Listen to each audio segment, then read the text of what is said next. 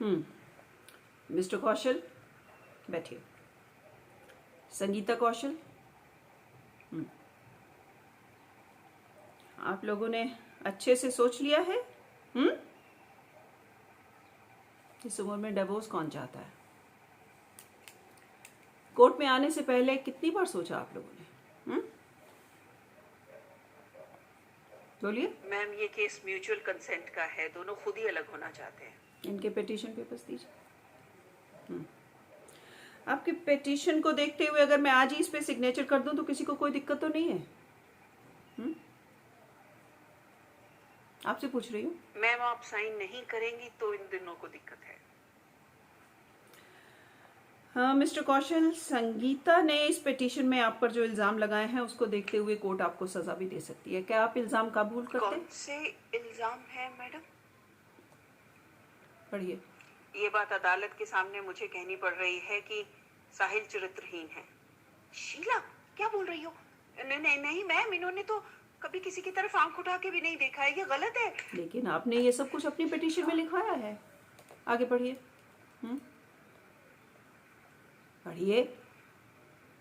Mister साहिल मेरी काबिल दोस्त और पड़ोसन संगीता को जान से मार देने की धमकी देते हैं।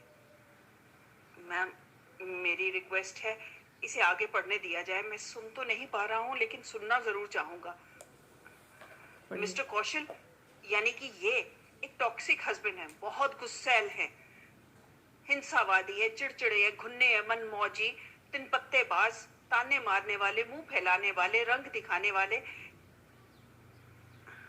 आगे पढ़िए, पढ़ते चलिए।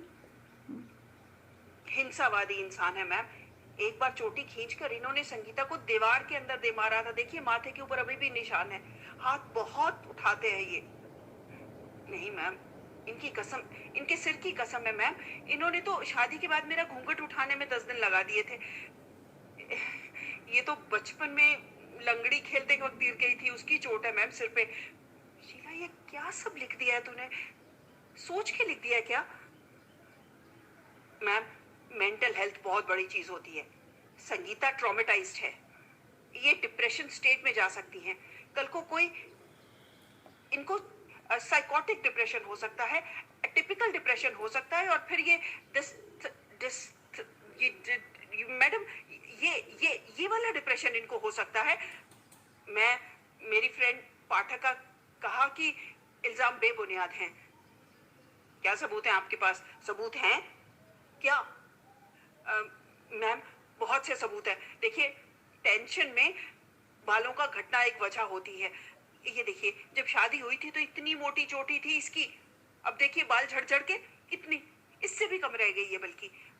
And ma'am, coming back to the main point, अब इनका साथ में बिल्कुल मन नहीं लगता है। मन ना लगने की वजह से डिवोर्स होने लगे ना तो इस देश में सैलरी से ज्यादा एलिमनी जाएगी। एलिमनी? हाँ, एलिमनी। मिस्टर साहिल, आपको कुछ कहना है इसके बारे में? मैम, जो वजह इन्होंने आपके पास दाखिल की है, वैसे तो मुझे इनसे कोई शिकायत नहीं है। बस एक बात जरूर है कि जो इन्होंने ये महाराजन वाली बात कही है ना अपने लिए, वैसे ही मुझे भी लगता है कि मैं बस एक पेंशन स्कीम बन के रह गया हूँ इनके लिए। 10 बजे भी घर आने की मजबूरी होती है। मैम, अपने ही घर में आने का शौक ही खत्म हो गया है। अलग रहने से कुछ साल तो जी पाएंगे।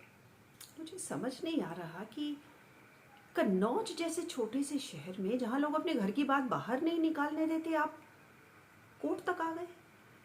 कहाँ से आया ये आपके दिमाग में? मैम, मेरे बेटे ने बताया है और हमें उसकी बात बिल्कुल सही लगी है। हाँ, अगर हम शादी के 25 साल बाद भी एक दूसरे को समझ नहीं पा रहे हैं तो साथ रहने का क्या फायदा? लाइफ में प्रिवेसी तो होनी चाहिए ना। प्रिवेसी? कितना अच्छा लगता है सुन के। आप बेटे हैं ना इनके? आपकी शादी हुई? लो मिस्टर कौशल, आपके बेटे ने जो एग्जाम ही नहीं दिया उसका रिजल्ट उसे कैसे पता हो सकता है? इसे क्या मालूम रिश्तों के बारे में? आपकी इस पिटीशन में कोर्ट को कोई भी डिवोर्स की खास वजह नजर नहीं आ रही है। अरे ये कवाली और इत्र की लड़ाई तो है ही नहीं।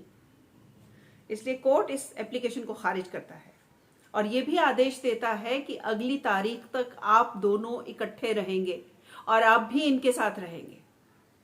पुरानी अच्छी यादों को याद कीजिए, घर में खुशहाल माहौल बना के रखिए और अगर अगली तारीख तक भी आपको लगता है कि आपको डाइवोर्स चाहिए तो अगली डेट पे मैं डिवोर्स पेपर साइन कर दूंगी। जी, जय।